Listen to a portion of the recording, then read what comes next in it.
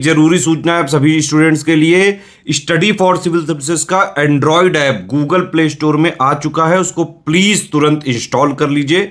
और अगर आप स्टडी फॉर सिविल सर्विसेज के सिर्फ ऐप से कोई भी कोर्स, कोई भी पीडीएफ परचेस करते हैं तो उसमें अप्लाई कूपन, अगर आप ज्ञान सर जो है आप उसमें अप्लाई करते हैं, ये कूपन कोड है, तो उसमें 20% फीस तुरंत माफ हो जाएगी। मतलब 20% डिस्काउंट तुरंत उसमें लग जाएगा। ज्ञान सर लिखना है, नॉर्मली ज्ञान सर स्मॉल लेटर में है सब कुछ, कोई स्पेस नहीं, कोई कॉलम नहीं, सिर्फ ज्ञान सर, GYANSIR। इस तरह से अगर कूपन कोड लगाते हैं आप ऐप में बाई करने से पहले, जो अप्लाई कूपन वाले में आता है, तो 20% का डिस्काउंट तुरंत मिलेगा। वीडियो देखिए। नमस्कार दोस्तों, स्वागत है आपका CSAT प्रिपरेशन के इस YouTube चैनल पर। आज की इस वीडियो में हम लोग कैलेंडर के डे 2 का डिस्कशन करेंगे। पहले वीडियो में हम लोगों ने कैलेंडर को देखा था और कैलेंडर के बारे में कुछ महत्वपूर्ण बिंदुओं को समझ रखा था, जैसे कि नॉर्मल ईयर क्या होते हैं, लीप ईयर क्या होता है, सेंचुरी ईयर क्या होता है और 100 वर्षों में नॉर्मल ईयर कितने हैं, लीप ईयर कितने, इन सब के बारे में हम लोगों ने पहले वीडियो में बात कर रखा है। आज की क्लास में हम लोग देखेंगे ऑड डेज, मतलब विषम दिनों की संख्या। ये काफ़ी इंपॉर्टेंट है किसी भी कैलेंडर के प्रश्न को सॉल्व करने के लिए। आपको ऑड डेज का कॉन्सेप्ट बहुत ढंग से पता होना चाहिए, तभी आप प्रश्नों को आसानी से और जल्दी सॉल्व कर पाएंगे। तो चलिए बढ़ते हैं आज के इस इंटरेस्टिंग सेशन की ओर। आपकी जानकारी के लिए बता दें, ये सीरीज सभी प्रकार के प्रतियोगी परीक्षाओं के लिए अत्यंत महत्वपूर्ण है। आप चाहे स्टेट पीसीएस एग्जाम की प्रिपरेशन कर रहे हैं, या फिर आपने RO को टारगेट किया है, या फिर आपका टारगेट कोई अन्य एग्जाम है, जैसे SSC का एग्जाम हो गया, या फिर बैंक का एग्जाम हो गया, या फिर आपने रेलवे को टारगेट किया है, या फिर कोई स्टेट पुलिस जैसे कांस्टेबल हो गया, SI हो गया, इन सब के अब लिए आप पढ़ रहे हैं, सभी के लिए ये क्लास काफ़ी फायदेमंद साबित होगी। तो चलिए अब शुरू करते हैं। देखिए ऑड डेज क्या होता है, सबसे पहले विषम दिन को समझते हैं। देखिए अगर आप दिन की साइक्लिसिटी देखेंगे, दिन ऐसे संडे से शुरू होता है, Sunday, Monday, Tuesday, Wednesday, Thursday, Friday, Saturday और फिर वापस से संडे आ जाता है। अगर आप देखेंगे ना तो 1 2 3 4 5 6 7 दिन के बाद ये दिन ऐसे रिपीट कर रहा है। फिर यहाँ पे देखिए आगे मंडे आएगा, यहाँ से देखेंगे तो ये 7 दिन के बाद फिर से रिपीट कर रहा है। मतलब 7 दिन के बाद ना चीज़ें रिपीट करती है। अगर आज संडे है तो फिर आज से 7 दिन बाद फिर से संडे हो जाएगा। अगर आज सैटरडे है तो आज से 7 दिन बाद फिर से सैटरडे हो जाएगा। तो ये जो साइक्लिसिटी, जैसे मान के चलिए 7 दिन की साइक्लिसिटी, अगर मैं पूछूं कि आज से 8 दिन बाद क्या होगा, तो अब 8 दिन मत जोड़ो। जैसे समझिए, मान लीजिए एक छोटा सा एग्जांपल है, आज मैंने बोल दिया मंडे है, अब बताओ कि आज से 8 दिन बाद क्या होगा। अब 8 दिन जोड़ो ही नहीं। आज अगर मंडे है तो 7 दिन बाद फिर से मंडे हो जाएगा, और फिर जो 8वां दिन है, एक ही दिन तो एक्स्ट्रा होगा तो ट्यूसडे हो जाएगा। आप आसानी से निकाल लेंगे। जैसे 8 दिन 10 दिन काउंट करने लायक है तो आप आसानी से कर पाएंगे। मैंने पूछा आज से 200 दिन बाद कौन सा दिन होगा, तब तो आप काउंट नहीं कर पाएंगे, तब आपको ऑड डेज की हेल्प लेनी पड़ेगी। तो अब यहाँ पे समझिए, जो ऑड डेज होता है ये 7 की साइक्लिसिटी, मतलब 7 के चक्र के बाद, 7 का चक्र बोलिए या फिर आप समझ लीजिए सप्ताह, है ना। आपने एक सप्ताह, एक वीक को अलग कर दिया। सप्ताह के बाद जो अतिरिक्त दिन होता है, जो अतिरिक्त दिन होता है उसी को ऑड डे या फिर विषम दिन कहते हैं। अतिरिक्त दिन, सप्ताह के बाद जितना भी अतिरिक्त दिन होता है वो ऑड डेज कहलाता है। तो उम्मीद है कि आपको समझ में आ गया होगा। जैसे अगर मान के चले हम पूछ लें कि 10 दिनों में कितने ऑड डेज होंगे, तो देखिए अब आपको सप्ताह निकालना है। सीधा सीधा क्या कीजिएगा, इसमें 7 से भाग दीजिएगा। 7 से भाग देंगे तो यहाँ पे 3 रिमाइंडर आएगा, तो इसमें ऑड डेज है 3। अगर मैंने पूछा 15 में कितने, 15 दिनों में क्या ऑड डेज होंगे, तो 15 दिन है, इसमें 7 से भाग दीजिएगा, आपको शेष फल मिलेगा 1। तो यहाँ पे ऑड डेज है 1।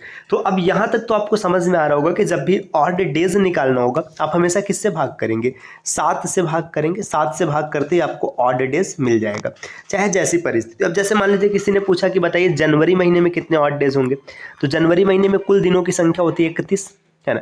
इसमें आप 7 से भाग दीजिएगा, 7 चौका 28 हो जाएगा, 3 शेष बचेगा, तो जनवरी में ऑड डेज की संख्या हो जाएगी 3। अब यहाँ पर आगे बढ़ते देखिए, अब यहाँ पे दिया है कि 45 दिनों में कुल कितने विषम दिन होंगे, तो 45 दिनों में आपको विषम दिन बताना है, तो आराम से आप कर पाएंगे। 45 दिन है, इसमें आप 7 से भाग दीजिएगा, 7 छक्का 42, यहाँ पे रिमाइंडर आपको 3 मिल रहा है, तो 45 दिनों में ऑड डेज की संख्या जो हो जाएगी वो 3 हो जाएगी। इसी प्रकार एक प्रश्न यहाँ पे दिया, 100 वर्षों में कितने ऑड डेज या फिर विषम दिन होंगे। अब 100 वर्षों की बात कर रहे हैं, अब यहाँ पे 1-2 दिन की बात नहीं हो रही। देखिए आपने पीछे कल की क्लास में पढ़ा था, जो सामान्य वर्ष होते हैं, मतलब जो नॉर्मल ईयर होते हैं, इसमें 52 सप्ताह, 52 वीक और 1 डेज होता है। और जो लीप ईयर होता है इसमें 52 सप्ताह और 2 दिन होते हैं। तो यहाँ से एक चीज़ समझिए, अगर मैं सप्ताह को हटा दूँ, 52 सप्ताह को यहाँ से हटा दिया जाए तो नॉर्मल ईयर में ऑड डेज 1 है और लीप ईयर में ऑड डेज 2 हो गया, ठीक। और 100 वर्ष की अगर बात करें, यहीं से कॉन्सेप्ट निकलेगा। 100 वर्ष की अगर बात किया जाए तो 100 वर्ष में 76 नॉर्मल ईयर हो जाएगा और 24 लीप ईयर हो जाएगा, ठीक।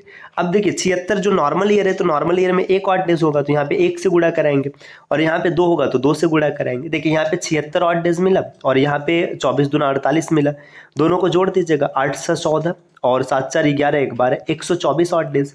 क्या ऑड डेज की संख्या 124 हो सकती है? अब आप थोड़ा सा सोच के बताइए। देखिए अब उम्मीद है कि आपने इसको कैलकुलेट कर लिया होगा, समझ लिया होगा। जब भी हम 7 से भाग देंगे तो फिर भाई जो हमारा रिमाइंडर आएगा मैक्सिमम 6 ही आ सकते हैं, तो ऑड डेज कभी 124 हो ही नहीं सकता। तो यहाँ से आप क्या करेंगे, 124 में आप भाग करेंगे 7 से भाग करेंगे तो 7 1 का 7, यहाँ पर 5 बच गया, फिर ये 4 उतर गया, 7 यहाँ पे रखेंगे 7 7 49, तो यहाँ पर 5 बच गया। देखिए 100 दिनों में ऑड डेज की संख्या हो जाएगी 5। तो इस प्रश्न को आपने सॉल्व किया, यहीं से एक कॉन्सेप्ट भी सीख लीजिएगा। जो ऑड डेज है, मतलब जिसे विषम दिन हम लोग कहेंगे, ऑड डेज है, इनकी संख्या 0 से लेकर 6 तक हो सकते हैं, मतलब मिनिमम 0। जैसे पूरा पूरा कट जाएगा तो ऑड डेज नहीं होगा, नहीं कटेगा तो अधिकतम 6 ऑड डेज हो सकते हैं। अगर कभी भी ऑड डेज की संख्या 6 से ज़्यादा मिलेगी तो आप वहाँ पे हमेशा फिर से आप भाग करेंगे। जैसे देखिए यहाँ पे 124 आ रहा था तो आपने 7 से भाग किया तो ये कंफर्म हो गया कि यहाँ पे ऑड डेज 5 है। इसके बाद देखिए यहाँ पे अब महीनों में विषम दिन कितने होंगे, अब ये चीज़ आप डायरेक्ट याद कर लीजिए। ऐसे आप कैलकुलेट कर सकते हैं। देखिए आपने पीछे जनवरी में कैलकुलेट किया, फरवरी में किया, मतलब कर सकते हैं, मार्च में कर सकते हैं। तो सीधा सीधा अब ये याद रहेगा तो आगे आपका समय बचेगा। देखिए जनवरी में ऑड डेज 3, फरवरी में ऑड डेज या तो 0 या तो 1। अब 0 कब होगा, जब नॉर्मल ईयर रहेगा तो यहाँ पे 0 ऑड डेज होगा क्योंकि 28 दिन होगा, और अगर लीप ईयर रहेगा तो यहाँ पे कितने ऑड डेज होंगे, 1 हो जाएंगे। मार्च में 3 ऑड डेज, अप्रैल में 2 होता है, मई में 3, जून में 2, जुलाई में 3, अगस्त में 3, सितंबर में 2, अक्टूबर में 3, नवंबर में 2 और दिसंबर में 3। ये बहुत कठिन नहीं, आप आसानी से याद कर पाएंगे। या फिर ऐसे याद रखिए, जो 31 दिन वाले महीने हैं उनमें ऑड डेज 3 होगा, और जो 30 दिन वाले महीने हैं उनमें ऑड डेज जो हो जाएंगे वो 2 हो जाएंगे। अगर 28 दिन है तो ऑड डेज 0 हो जाएगा, और 29 दिन है तो ऑड डेज 1 हो जाएगा। कॉन्सेप्ट आपको पता है, बस यहाँ पे चीज़ों को सही तरीके से रखा जा रहा है। अब देखिए आपने शताब्दी में विषम दिन अभी अभी आपने निकाला है कि जो 100 वर्ष है, 100 वर्ष में विषम दिन की संख्या कितनी है, 5 है। अब जैसे अगर आप 200 वर्ष को निकालेंगे तो 200 वर्ष को निकालने के लिए या तो आप फिर से पूरा कैलकुलेशन कीजिए या कहानी समझिए। 100 वर्ष जो है इसमें ऑड डेज 5 है। अगर 200 वर्ष हो जाएगा तो 5 दूना 10 होना चाहिए। अब ये तो 7 से बड़ा हो गया ना, ऑड डेज कभी 7 से बड़ा नहीं हो सकता, तो इसमें वापस से आप 7 से भाग करेंगे तो आपको रिमाइंडर मिलेगा 3। तो देखिए 200 वर्षों में 3 ऑड डेज है। अगर 300 वर्षों की बात करेंगे तो यहाँ पे 3 से गुणा कराइएगा, 5 से 15 आ जाएगा, फिर 7 से भाग कर दीजिएगा, 1 ऑड डेज मिला। 400 वर्षों की अगर बात करेंगे तो यहाँ पे 400 हो जाएगा, 5 चौका 20 बटे 7। अब आप कहेंगे यहाँ तो 6 है तो आपने 0 क्यों लिखा है। एक चीज़ ध्यान दीजिएगा, आपने सेंचुरी लीप ईयर पढ़ा था, जो 400 से विभाजित हो जाता है उसमें एक अतिरिक्त लीप ईयर होता है, तो ये 400 से कट जाएगा, तो ये सेंचुरी लीप ईयर है, इसलिए यहाँ पे 20 नहीं 21 दिन हो जाएंगे, और 7 से भाग करेंगे तो 0 आ जाएगा, मतलब ऑड डेज 0 हो गया। अब यहाँ पे देखिए दिया 21वीं शताब्दी में विषम दिनों की संख्या क्या होगी। देखिए 21वीं शताब्दी मतलब 2100 हो गया। अब इसमें विषम दिनों की संख्या बतानी है तो आप आराम से इसे क्या कीजिए, पहले 400 से भाग दीजिए, क्योंकि ये सेंचुरी लीप ईयर चेक करना है यहाँ पे। तो आप 400 से भाग देंगे तो 100 रिमाइंडर आएगा। जैसे 100 रिमाइंडर आ गया आप आराम से लिख देंगे, इसमें 5 ऑड डेज बनेंगे। आगे दिया 2022 में कितने विषम दिन होंगे। देखिए 2022 की बात कर रहे हैं, तो जब 2022 को निकालना है तो 2001 किनारे हो गया, फिर यहाँ पर 22 हो गया। 2000 को अगर आप देखेंगे तो इसमें ऑड डेज कितने हो जाएंगे, इसमें 0, क्योंकि ये 4 से पूरा पूरा कट जाएगा 400 से। अब 22 की बात करेंगे तो 22 में देखिए लीप ईयर भी आएगा और नॉर्मल ईयर भी आएगा। तो जब लीप ईयर की बात करेंगे, देखिए पहले ऐसे मान लीजिए ये ओवरऑल 22 तो होंगे ही होंगे, क्योंकि अगर सब नॉर्मल ईयर होते तो भी 22 ऑड डेज होता, और प्लस जब 4 से भाग देंगे तो 4 पंचे 20, यहाँ पे 5 एक्स्ट्रा मिलेगा, 22 और 5 27, ये 7 से बड़ा है, 7 से भाग दीजिएगा, 7 3 21 हो जाएगा, यहाँ पे 6 ऑड डेज मिल जाएगा। देखिए अब इस कॉन्सेप्ट को आप जरूर याद रखना। अब हम लोग प्रश्नों की ओर बढ़ते हैं। देखिए प्रश्नों की ओर जाने से पहले यहाँ पे कुछ पॉइंट दिए कि विषम दिनों से तात्पर्य क्या है। अगर आपका 0 विषम दिन आ रहा है तो इसका मतलब वो संडे आंसर बताएगा, 1 का मतलब मंडे होता है, 2 का मतलब ट्यूसडे होता है, 3 वेडनेसडे होता है, 4 थर्सडे होता है, 5 का मतलब फ्राइडे और 6 का मतलब सैटरडे। तो ये ऑड डेज का मतलब होता है। अब आपको समझ में आ रहा होगा कि ये इंपॉर्टेंट क्यों है, क्योंकि जब भी आपको दिन बताना होगा आपको ऑड डेज बताना ही पड़ेगा। जैसे यहाँ पे दिया है कि बताइए 15 अगस्त 1947 को कौन सा दिन था। यहाँ पे मैंने गलती से पहले होगा लिख दिया था, इसको फिर मैंने एडिट करके लिख दिया कौन सा था। तो अब एक चीज़ ध्यान दीजिएगा, यहाँ पे 15 अगस्त 1947 की बात हो रही है। ऐसे प्रश्नों को सॉल्व करने के कई ट्रिक आपने सॉल्व ट्रिक सीखे होंगे, लेकिन सॉल्व ट्रिक कुछ लिमिटेड प्रश्नों में लगते हैं। ये बेसिक है, यूनिवर्सल आप सीख रहे हैं, हर प्रकार के प्रश्न में लगेगा, थोड़ा सा लंबा होगा लेकिन आप समझिएगा। देखिए यहाँ पे 15 अगस्त 1947 की बात की जा रही। अब 15 अगस्त 1947 आया कैसे होगा? पहले आप 1947 को उठाओ। जब 1947 को उठाएंगे तो क्या 1947 पूरा बीत चुका है? नहीं बीता है, अभी चल रहा है। तो जब चल रहा है तो 52 वीक पूरा ही नहीं हुआ है, इसका मतलब इसमें हम ऑड डेज नहीं बता पाएंगे, मुश्किल होगा। तो इससे एक पीछे आ जाइए, 1946 पर आइए। अब यहाँ से पॉइंट समझना, जो भी यहाँ पे सन दिया होगा आप हमेशा उससे एक पीछे आएंगे। पीछे क्यों आएंगे मैंने आपको कारण बता दिया, क्योंकि ये दिन अभी समाप्त ही नहीं हुआ। अच्छा, अगर आप कहेंगे 31 दिसंबर दिया होता तब की पॉसिबिलिटी अलग होती, वो चीज़ आपको आगे समझाएंगे। 1947 यहाँ पर दिया तो 1947 पूरा बीता नहीं है तो हम बता ही नहीं सकते, क्योंकि 52 वीक होने के बाद एक 8 डेज मिलेगा। तो यहाँ पे 52 वीक ही पूरा नहीं हुआ, इसलिए मैंने 1946 को उठाया जिसका वीक पूरा हो चुका है। अब 1946 में आप शताब्दी वर्ष को अलग कर दीजिए, ये हो जाएगा 1900, और जो सामान्य वर्ष है ये 46 हो गया। देखिए 1900 में अगर 8 डेज की संख्या निकाल रहे हैं तो आप 400 से भाग दीजिएगा।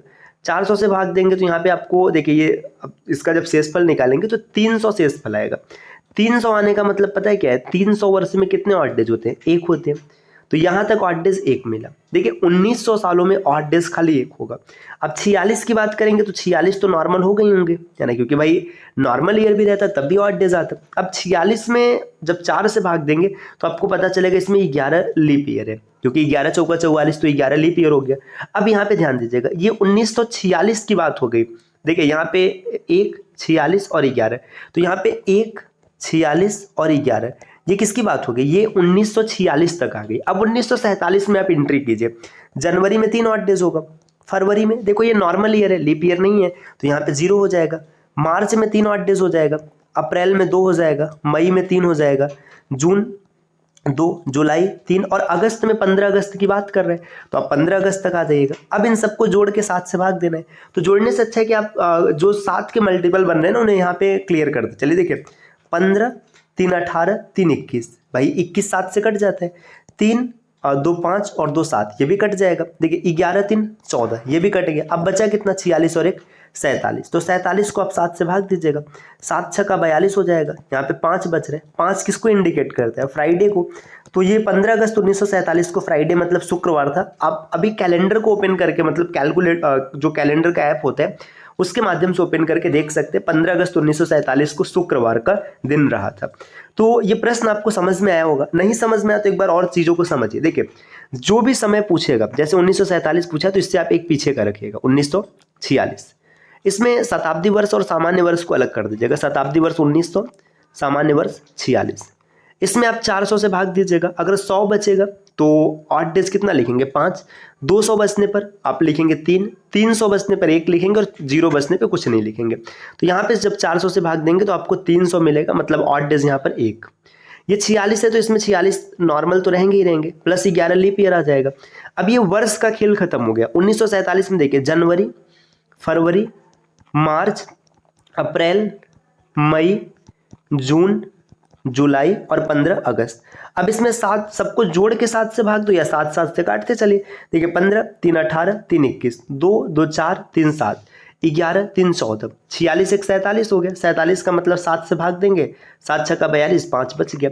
अब देखिए जिसको कॉन्सेप्ट समझ में आ गया तो उसके लिए सिर्फ इतना है। अब इसमें भी कई चीज़ें आप नहीं लिखेंगे, ये एक बार समझने में आपको थोड़ा सा मतलब मेहनत करना है। अब देखिए यहाँ पे एक प्रश्न है, 26 जनवरी 2025 को कौन सा दिन होगा? देखिए 26 जनवरी अभी आने वाला है, आज 25 जनवरी, कल 26 जनवरी होगा। आप ऐसे भी देख सकते हैं कि आज सैटरडे है, कल संडे आएगा, लेकिन हम लोग यहाँ पे इसको कॉन्सेप्ट से चेक करते हैं। देखिए 26 जनवरी 2025 पूछे। अब देखिए 2025 तो अभी पूरा बीता ही नहीं, तो आप 2024 को उठाओ।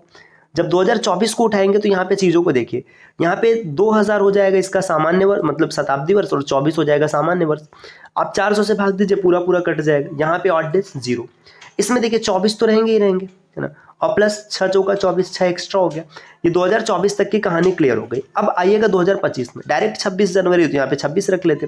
अब इन सब में देखिए, अगर आपको इसको देखना है तो देखिए 24, 36 और 30 और 26 56। 56 7 से भाग दीजिएगा, 7 8 56, जीरो रिमाइंडर। जीरो का मतलब क्या होता है, संडे होता है, तो कल संडे होगा, आपने कैलकुलेट कर लिया। तो आप कोई भी डेट निकाल सकते हैं, आपसे कोई भी सिंगल डेट पूछ लिया जाएगा, आप आराम से कर लेंगे। एक चीज़ कमेंट करके बताना कि जो गांधी जी की जयंती है, मतलब गांधी जी का जब जन्म हुआ था 2 अक्टूबर 1869, अगर मैं गलत नहीं हूँ तो यही है। इस दिन कौन सा दिन रहा था, कमेंट करके आप ज़रूर बताइएगा। और दोस्तों, इस प्रकार के वीडियोस को लगातार देखने के लिए आप चैनल को सब्सक्राइब कर सकते हैं। अगर आप किसी भी एग्जाम की कंप्लीट प्रिपरेशन करना चाहते हैं तो आप टीम के पेड कोर्सेज को ज्वाइन कर सकते हैं, जिसके लिए नीचे स्क्रीन पे दिख रहे नंबर पे आप कॉल या व्हाट्सएप करके जानकारी प्राप्त कर सकते हैं। मिलते हैं साथियों आपसे नेक्स्ट वीडियो में, तब तक के लिए नमस्कार।